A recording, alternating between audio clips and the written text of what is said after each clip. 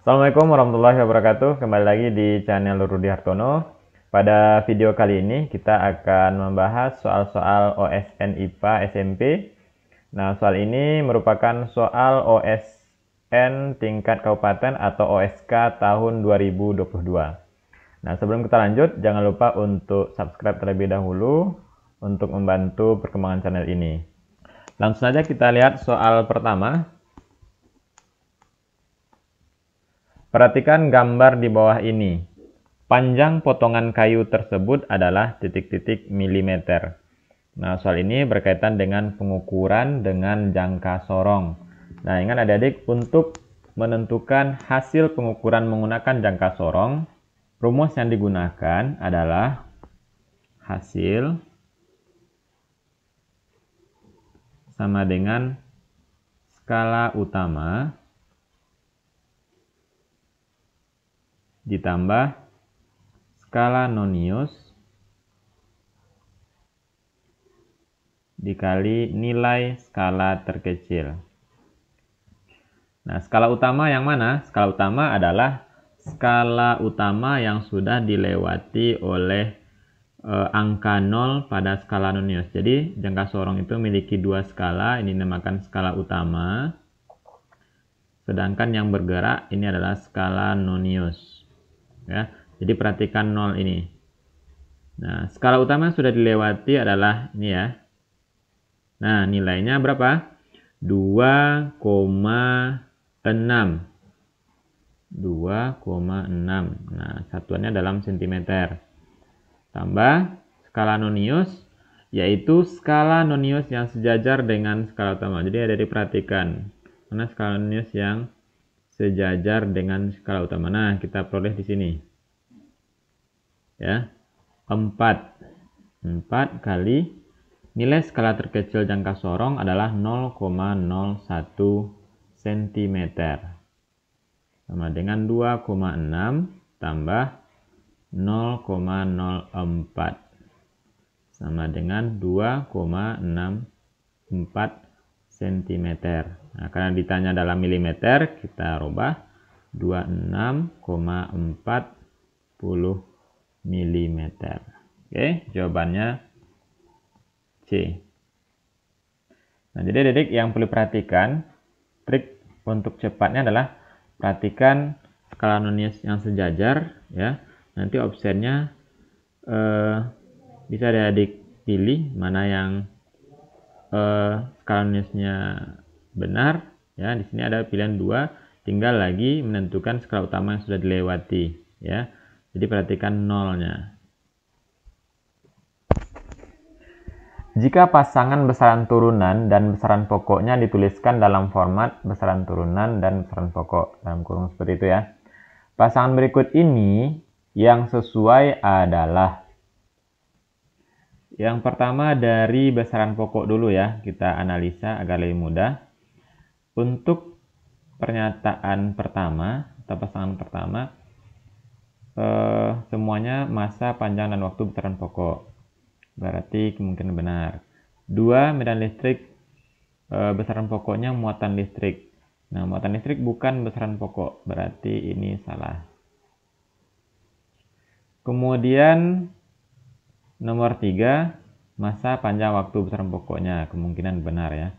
4, gaya dan panjang. Gaya bukan besaran pokok. Nah, dari sini kita sudah menemukan jawabannya 1 dan 3. Nah, untuk meyakinkan adik-adik lagi, ini bisa dipastikan dengan menggunakan rumus ya. Namanya adalah analisa dimensi ya, dimensi satuan. Nah, contoh nomor 1, energi potensial gravitasi. Nah, rumusnya adalah M dikali G kali H. Nah, kemudian dari ganti satuannya, massa satuannya kilogram, percepatan gravitasi meter per sekon kuadrat, tinggi meter. Sehingga diperoleh satuannya kilogram meter kuadrat per sekon kuadrat. Nah, dimensi dari satuan ini atau besaran ini adalah kilogram itu M, meter L kuadrat, sekon adalah T, ya, T kuadrat. Nah, dari sini kita tahu dari dimensi ini M adalah massa,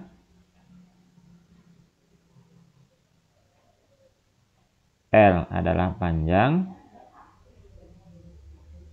dan T adalah waktu.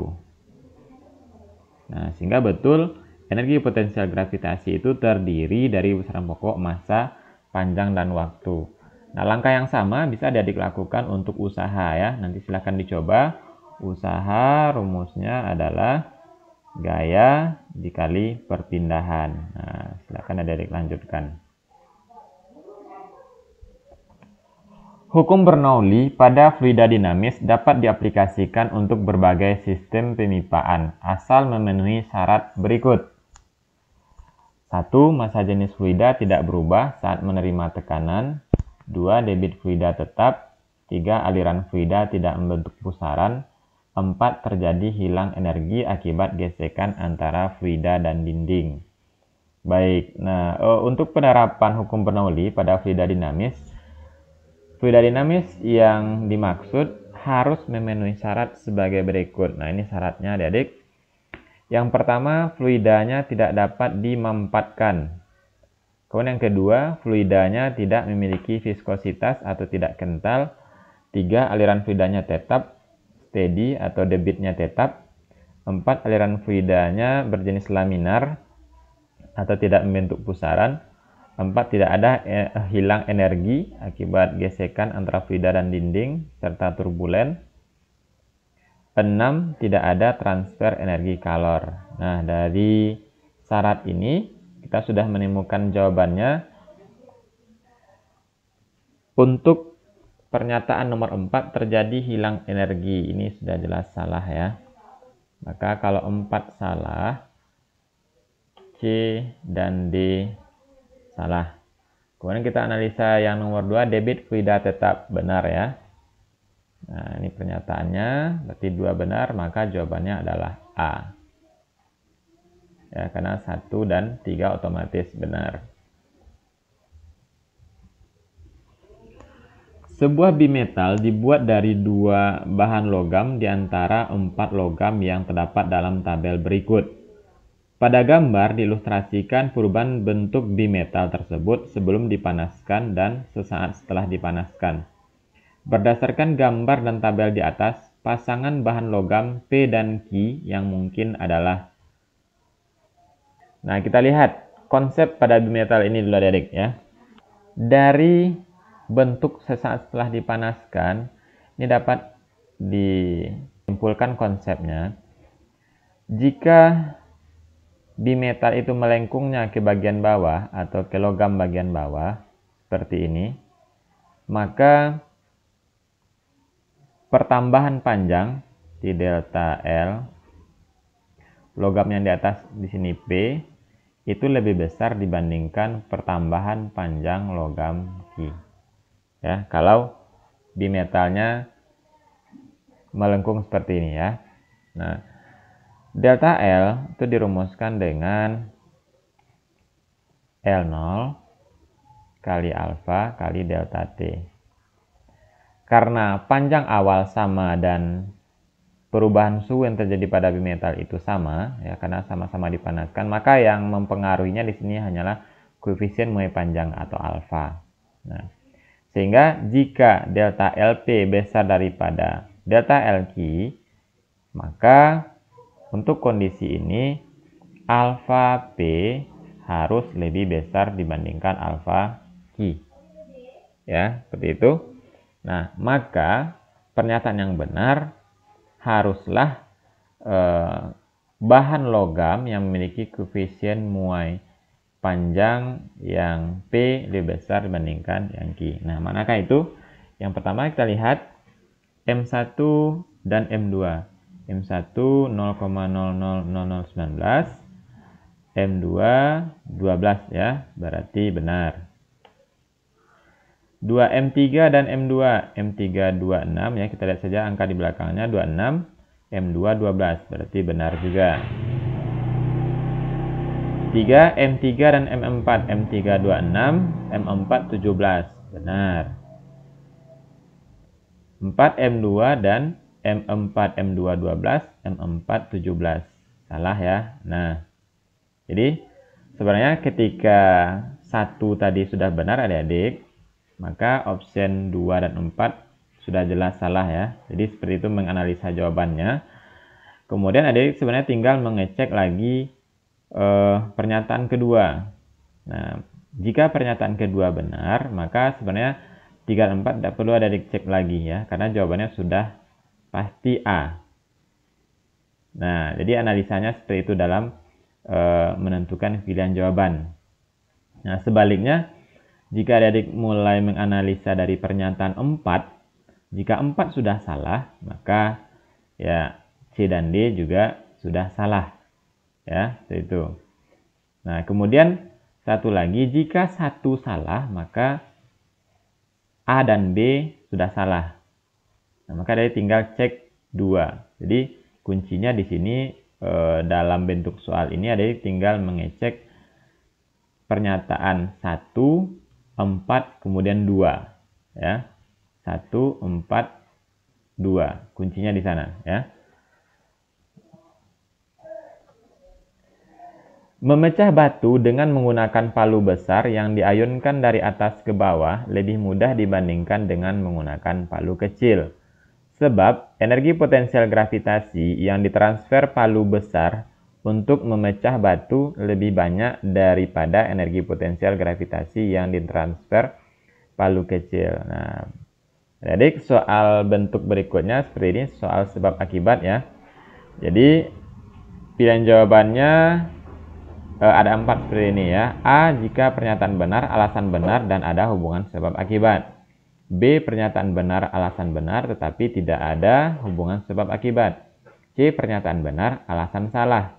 D, pernyataan salah dan alasan benar. Nah, sekarang kita cek dulu pernyataan dan alasannya ya.